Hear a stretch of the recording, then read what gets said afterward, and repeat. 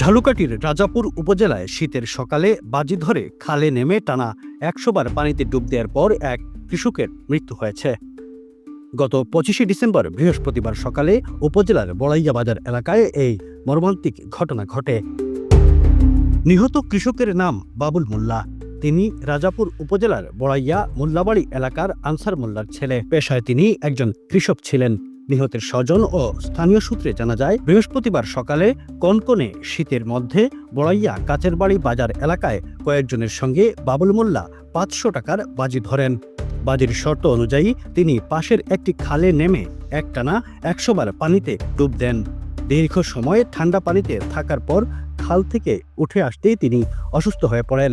তার শারীরিক অবস্থার দ্রুত অবনতি হলে স্থানীয়রা তাকে রাজাপুর উপজেলা স্বাস্থ্য কমপ্লেক্সে নিয়ে যান। সেখানে কর্তব্যরত চিকিৎসক তাকে মৃত ঘোষণা করেন। এই ঘটনায় এলাকায় শোকের ছায়া নেমে এসেছে। স্থানীয়রা জানান, সামান্য অর্থের লোভে এমন ঝুঁকিপূর্ণ বাজি ধরার ফল যে কতটা ভয়াবহ হতে পারে, এই ঘটনা তারই করুণ উদাহরণ। তারা ভবিষ্যতে এই ধরনের বিপজ্জনক কর্মকাণ্ড থেকে সবাইকে বিরত থাকার আহ্বান জানিয়েছেন। বাংলাদেশের টাটকা সবজি, ভেন্ডি, করলা, কচিলতি, শিম বিচি, জলপাই সহ নানা পদের সবজি, দেশীয় সবজির স্বাদ উপভোগ করুন।